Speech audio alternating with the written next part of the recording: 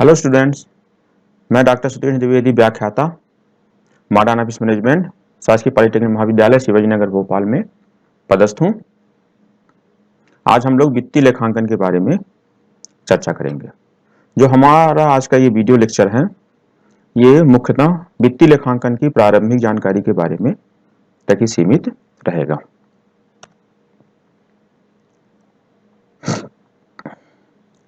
जो हमारा आज का लर्निंग ऑब्जेक्टिव है वो है first meaning and definition of accounting, second है ब्रांचेस ऑफ अकाउंटिंग, थर्ड है ऑब्जेक्टिव्स ऑफ अकाउंटिंग।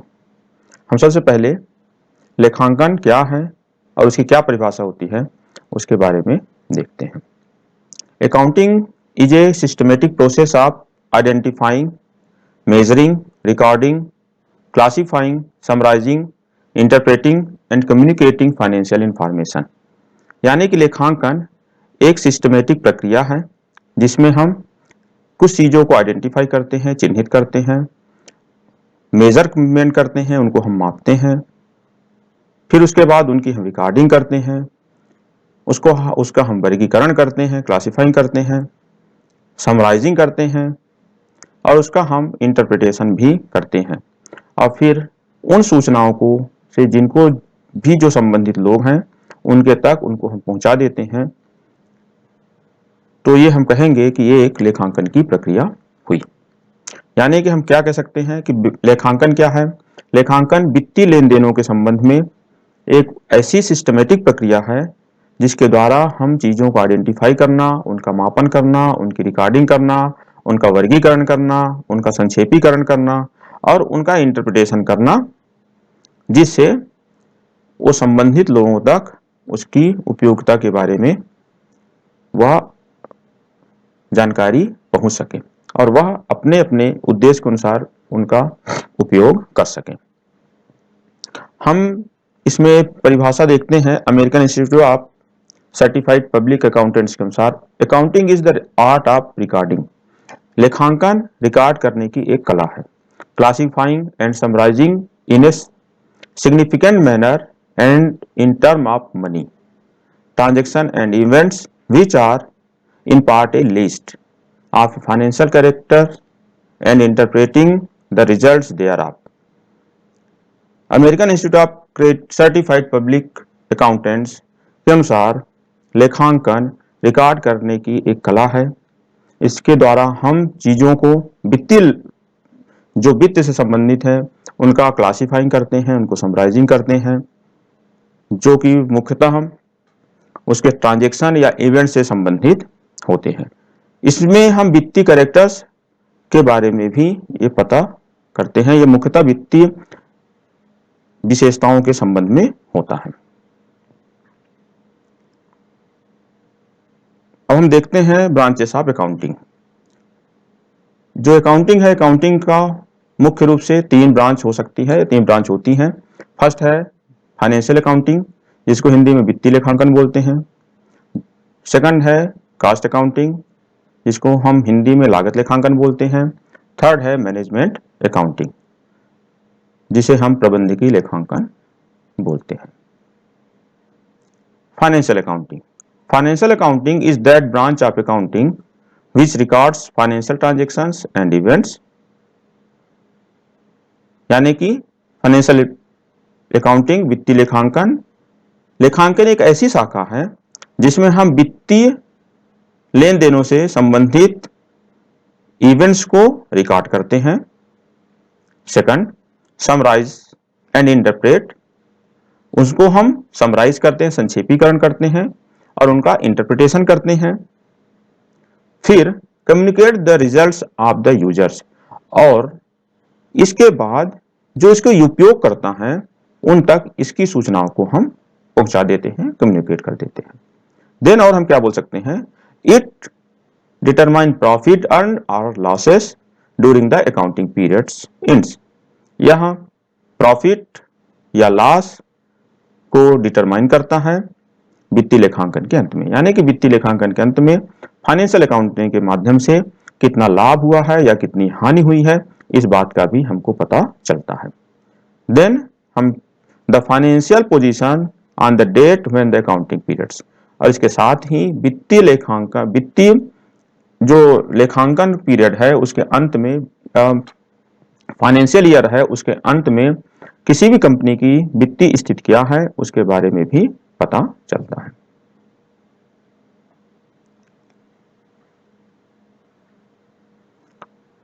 सेकंड है कास्ट अकाउंटिंग। कास्ट अकाउंटिंग जिसको हम हिंदी में लागत लेखांकन के नाम से जानते हैं। This branch of accounting is concerned with determine cost of product, operation, process or activities. Recording cost with the objective of determining, reducing and controlling cost. लागत लेखांकन का मतलब ये है एक ऐसी लेखांकन की शाखा जिसका मुख्य रूप से जो उद्देश्य है वो प्रोडक्शन का कास्ट निर्धारित करना, उनका ऑपरेशन करना और उनकी प्रोसेस और उनकी एक्टिविटीज के ध्यान रखना होता है। इसमें हम लागत का निर्धारण करते हैं, लागत को रिड्यूस करते हैं और लागत को कंट्रोल करते हैं। इसका तीसरा होता है प्रबंधकीय लेखांकन जिसको अंग्रेजी में मैनेजमेंट अकाउंटिंग बोलते हैं। Management accounting is the most recently developed branch of account. यह अभी इसका ब्रांच के बारे में इसका विकास हुआ है। ये ब्रांच बहुत ज्यादा इसका भी टाइम नहीं हुआ है इसके विकास में। It is concerned with generating accounting information relating to fund, cost, profit etcetera. Management accounting financial accounting का एक भाग है जिसमें हम इंटरप्रिटेशन करके किसी भी कंपनी की वित्तीय स्थिति क्या है, उसका फंड कितना है, उसमें प्रॉफिट कितना हुआ है, क्या उस प्रॉफिट को बढ़ाया जा सकता है, या जो कास्ट है, कास्ट में किसी प्रोडक्ट की जो कास्ट है क्या उसको कम किया जा सकता है।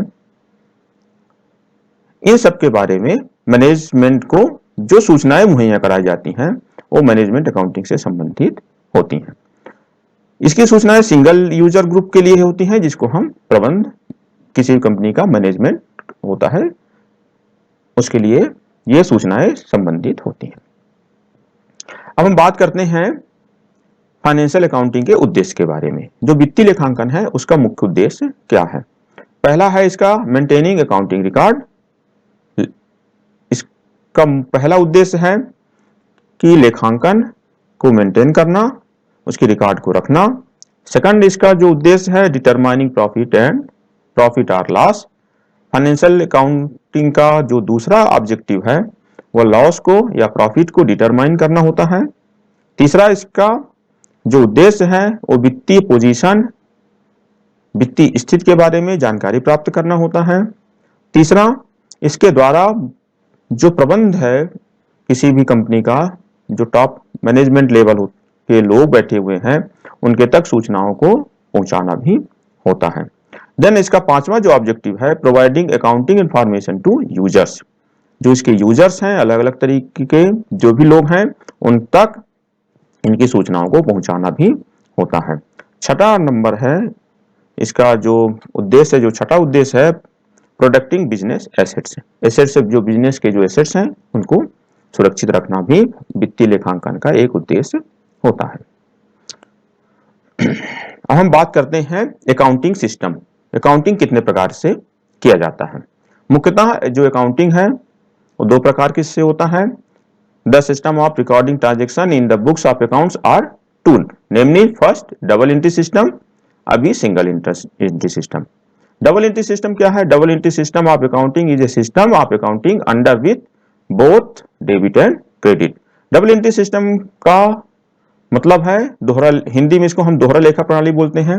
इससे संबंधित इसका मुख्य जो सिद्धांत है वो ये है कि कोई भी जो ट्रांजेक्शन होंगे वो कम से कम दो जगह उसका असर होगा, एक डेबिट पक्ष होगा और एक दूसरा क्रेडिट पक्ष होगा। अब हम बात करते हैं डेबिट पक्ष क्या है और क्रेडिट पक्ष क्या है। जैसे एक उदाहरण के लिए आप समझिए, यदि किसी भी कंपनी में या किसी दुकान में किसी ट्रेडर्स के यहाँ 5,000 रुपए का सामान बेचा गया, तो जब सामान बेचा गया तो उस कंपनी से सामान किसी ग्राहक के पास जाएगा और उस कंपनी के पास 5,000 रुपए आएंगे। यानी कि जो सामान गया, जो सेल्स हुआ, सेल्स उतने रुपए से डेबिट हो जाएगा और जो पैसा आ गया वो 5,000 रुपए से वो क्रेडिट हो जाएगा। तो यहां पे हम देखते हैं कि एक ट्रांजैक्शन हुआ जिसमें कि वस्तु का विक्रय किया गया। तो जो वस्तु का विक्रय हुआ, यहाँ पे दो डेबिट और क्रेडिट, दो जो पक्ष थे वहां प्रभावित हुए। तो इनको लेखांकन में सिद्धांत के अनुसार इन दोनों पक्षों को हमको लिखना होता है, जिसको हम डेबिट और क्रेडिट कहते हैं। Advantage of the double entry system.